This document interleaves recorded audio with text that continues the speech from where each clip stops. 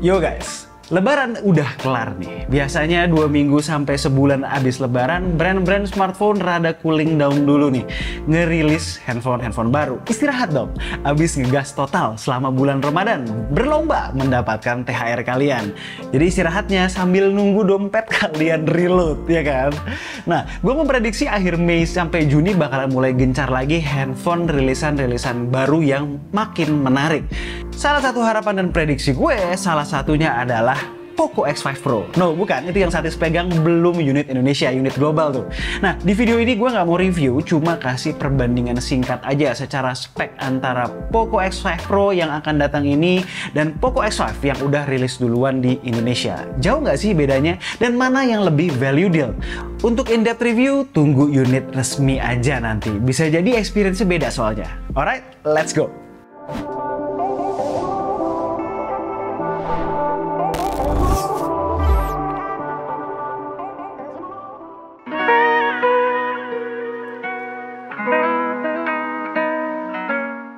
Kita mulai dengan desain dulu. Bahasa desainnya sih sama ya. Modul kameranya mirip dengan aksen visor memanjang ke sisi kanan. Perbedaannya ada di detail-detailnya. Finishing X5 Pro sandblast matte, sementara X5 frosted matte. Lalu secara overall bentuk X5 lebih rounded, sementara X5 Pro lebih ngotak. Frame dan bentuk back covernya juga demikian. Flat di X5 Pro, lalu rada ngebulet di X5. Secara berat, Poco X5 5G lebih berat 8 gram. Elemen-elemen desain lainnya juga mirip ya. Keduanya terbuat full dari plastik, masih punya headphone jack. Fingerprint sensornya nyatu dengan power button dan layar keduanya terproteksi Gorilla Glass. Bedanya di Pro Gorilla Glass 5, yang X5 biasa Gorilla Glass 3. Oh iya, kedua smartphone ini udah tersertifikasi IP53 splash resistant.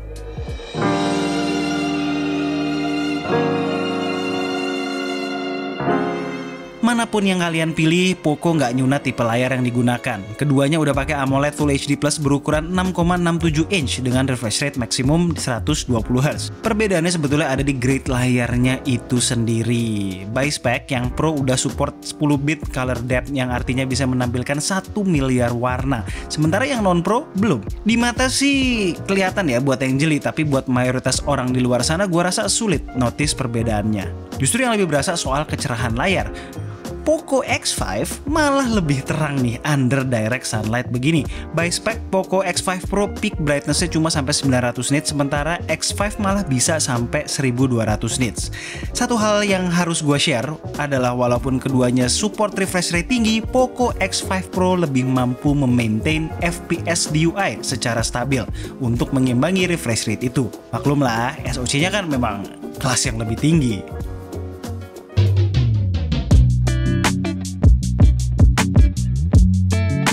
Soal jeroan, Poco X5 Pro udah memakai Snapdragon 778G yang walau udah rilis beberapa tahun lalu, ini masih menjadi SoC idaman di berbagai smartphone mid-range karena performance-nya yang bagus dan efisiensi yang top.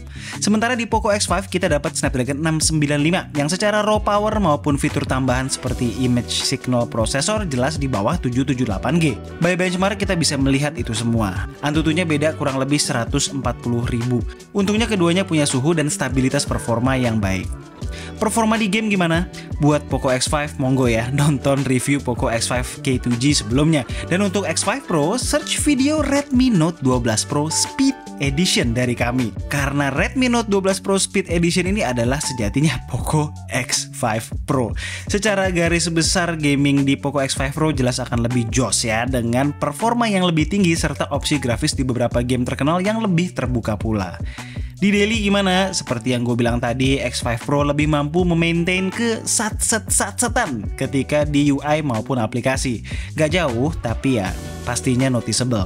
Untuk jeroan lain, Poco X5 Pro dan X5 hadir di market global dengan dua varian storage dan RAM, 6128 dan 8256. Gue nggak tahu sih nantinya ya, yang X5 Pro akan hadir secara resmi di dua varian itu atau langsung ke 8256. Tapi yang X5 sih dua-duanya dijual resmi.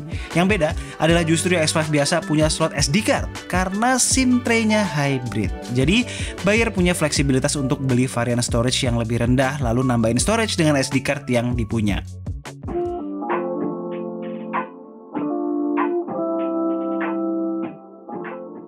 Kedua smartphone ini punya baterai 5000 mAh yang pastinya lebih dari cukup untuk all day battery life. Poco X5 biasa sih gue bisa dapat 7 jam screen on time ya waktu itu. Kalau yang Pro ntar aja ya di review dengan unit resminya. Gak seru nanti kalau semua di spill sekarang. Prediksi gue sih bakal lebih boros sedikit ya. Keunggulan mutlak Poco X5 Pro tuh ada di charging speednya. Dengan charger 67 watt dijamin akan lebih singkat ngisi baterai kapasitas segede itu dibanding 33 watt di Poco X5.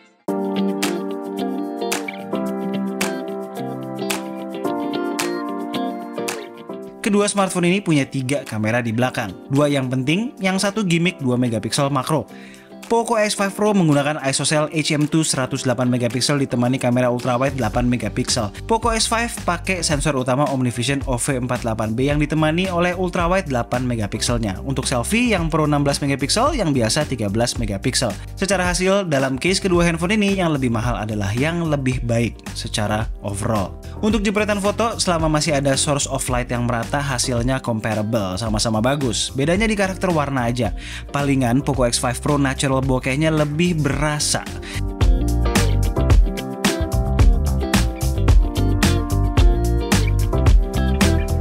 Ketika masuk ke kondisi indoor dengan intensitas cahaya yang rendah dan low light, baru deh Poco X5 5G mulai keteteran.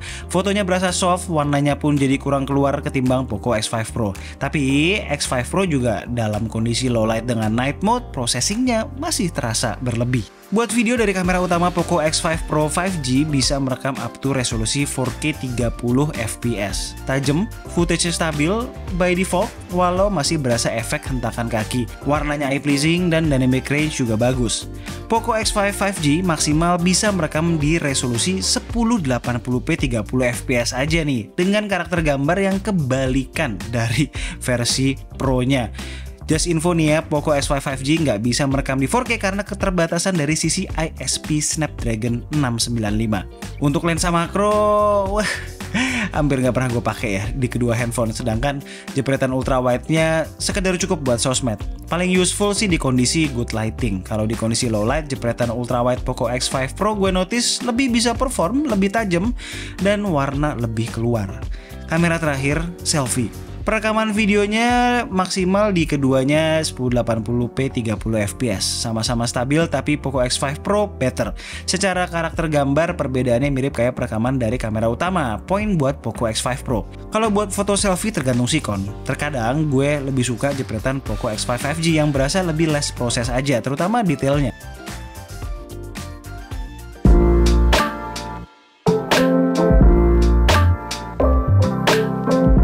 Hal-hal lain yang perlu kalian ketahui soal perbedaan kedua smartphone ini. Secara OS, X5 Pro unit global ini udah MIUI 14 Android 13. Sementara X5 resmi Indonesia ini masih di MIUI 14 Android 12. Wow, udah bulan Mei 2023 loh ini Poco. Kapan nih Android 13-nya? Soal speaker, stereo di Poco X5 Pro, mono di X5. Tuningan speakernya sih sebenarnya mirip banget, beda di stereo dan mono aja.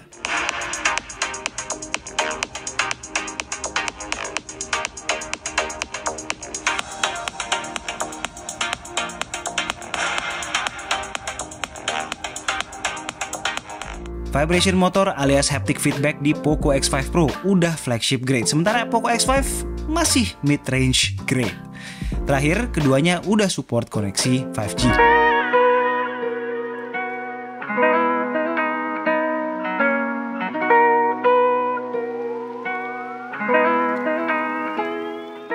Alright, Poco X5 Pro, Poco X5. Bagusan mana bang? Ya jelas X5 Pro lah.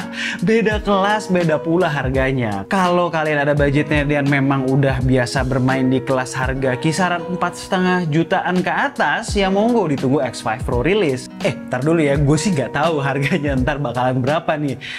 Ini lebih ke tebakan berbasis analisa gue aja. Nah, jadi kalau misalnya X5 Pro sama ini, no bukan, ini Redmi Note 12 Turbo, nantinya bakalan jadi Poco F5, harganya kayaknya bakalan beda-beda sejuta antara 3 smartphone itu, sejutaan lah. Nah kalau budget kalian masih 3 jutaan ya X5 5G lah, jangan maksain. Di official store-nya tuh 3,4 juta. Di marketplace online gue lihat terendahnya udah di 3,2 jutaan. 3 jutaan kecil dapat Snapdragon 695? Kalau dipikir-pikir masih ada yang jual Snapdragon 695 mendekati 5 juta sih. Kayaknya harga segini termasuk good deal ya. Alright, sekian aja video dari gue kali ini. Gue Alessa and this is K2G. Tunggu racun-racun kami berikutnya. Bye.